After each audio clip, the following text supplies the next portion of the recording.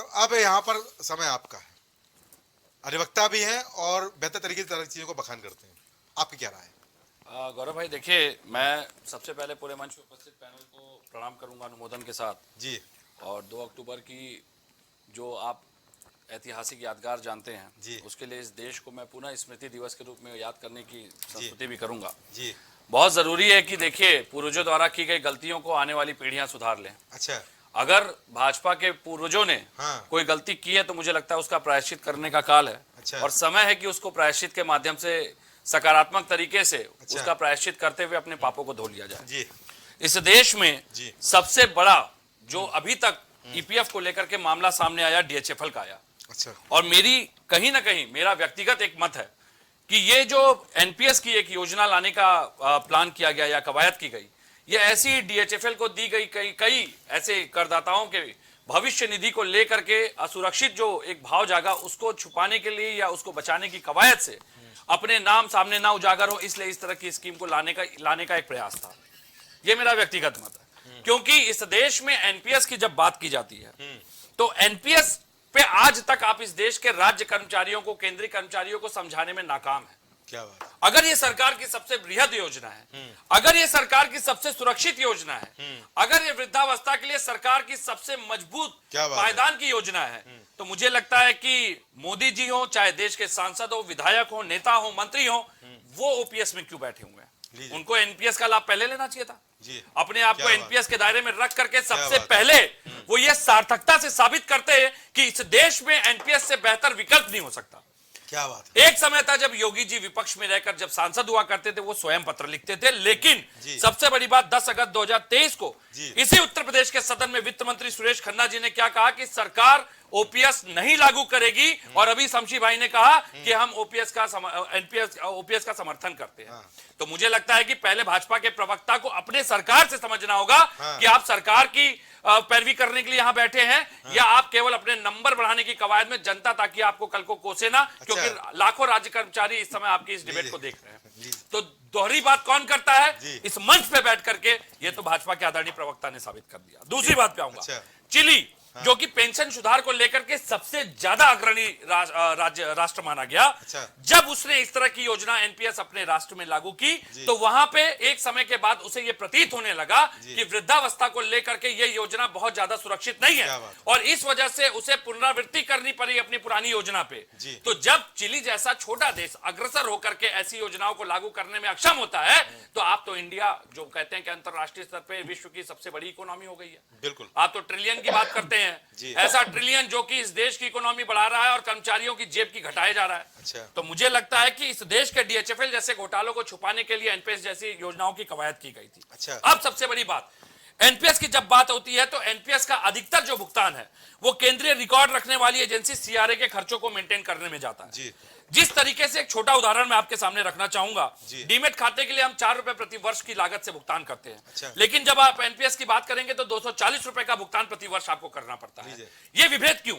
आप इस विभेद को समझा दीजिए, हम मान जाएंगे कि एनपीएस की योजना जो है बहुत सबसे बढ़िया। दूसरी बात पे आऊंगा, म्यूचुअल फंड जैसी योजनाओं में आप सीधे जुड़ सकते हैं, लेकिन एनपीएस जैसी योजना में आपको जाने के लिए प्रत्यक्ष सदस्यता की अनुमति नहीं प्राप्त है, आपको किसी के माध्यम से ही चेक देना होता है। तो मुझे लगता है कि इन खामियों पे बात होनी चाहिए। ओपीएस, एनपीएस, राजनीतिक दल, उन्होंने ये किया, उन्होंने क्यों नहीं किया, इस पे मत जाए। हमें टेक्निकल पॉइंट पे आप समझाइए कि एनपीएस के जो फायदे हैं वो हैं तो क्यों है। मैंने आपसे एक सवाल पूछा, डीमेट का मैंने एग्जांपल दिया, एक योजना में 4 रुपए, एक योजना में 240 रुपए, इतना विभेद क्यों है भाई? इतना विभेद क्यों है? और ये विभेद अगर है तो ये विभेद पहले क्यों नहीं होता था? इसका मतलब है कि पूर्व कार्यकाल में कहीं ना कहीं भाजपा सरकार ने कुछ ऐसे अपने रिकॉर्ड छुपाने के लिए इस तरह की योजना के प्रारूप को तैयार किया जिसमें आने वाले वक्त में काला अध्याय उनके नाम पे दर्ज होने होगा। इस मेरी बात को याद रखिएगा।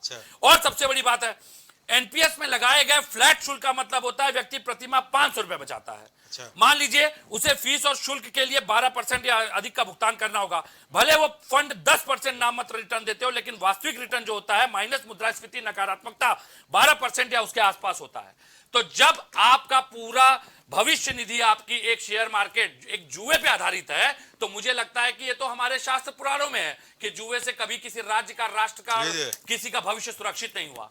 तो आप इस देश के भविष्य के साथ जुआ खेलेंगे, वैसे भी आपने जुआ ऑनलाइन कर रखा है, 3 पत्ती और न जाने कैसे कैसे गेम तो ऑनलाइन चल ही रहे हैं। इस देश का रक्षा बजट और इस देश का सट्टा बाजार, दोनों का इस समय बजट एक जैसा है। अच्छा। आप पता कर लीजिए संस्थाओं से, मैं आंकड़े देने के लिए तैयार हूं, आंकड़ों पे बात हो जाए। लेकिन बात यहां एनपीएस की हो रही है, मैं डिटेल नहीं करूंगा मुद्दे को। मेरा मुद्दा सिर्फ इतना है, अगर आप एनपीएस को वास्तव में इतना बढ़िया मानते हैं तो सुप्रीम कोर्ट को 3 मार्च को ऐसा जजमेंट क्यों देना पड़ा कि डीओपीटी के ऑफिस मेमोरेंडम का पालन करने के लिए बाध्य किया गया। 11 जनवरी 2023 के फैसले में सुप्रीम कोर्ट ने साफ कहा है कि 1/9/2014 से पहले जो ईपीएफ का हिस्सा थे लेकिन हायर पेंशन के लिए आवेदन नहीं कर सके, वो 4 महीने के अंदर नए ऑप्शन चुन सकते हैं।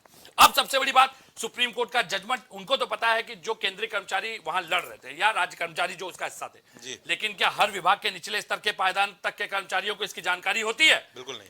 तो जब आपके द्वारा निर्णित सुप्रीम कोर्ट के आदेश का अनुपालन ही नहीं करते, कितने में तो ये कंटेम्प्ट ऑफ कोर्ट झेल रहे हैं, क्योंकि एनपीएस आप लागू नहीं। मैं फिर कहता हूं, अगर आप इस देश के भविष्य को, वृद्ध को सुरक्षित करना चाहते हैं तो मुझे लगता है कि अभी भी आपको मंथन करने की आवश्यकता है। प्रायश्चित गंगा जल से घर धुलवाने से नहीं होगा, प्रायश्चित होगा अपने पापों को धोने से। समर्थन करते हैं कि हम तो पहले पिछली बार भी मैनिफेस्टो में लेकर के आए थे कि हमारी सरकार बनते ही आपका ओपीएस लागू करेंगे। पांडे, मेरा सवाल है, आपने बीजेपी के पूर्वजों को रोक क्या दिया जी? सरकार कांग्रेस की 10 साल भी रही जी, इसको कुछ कहेंगे?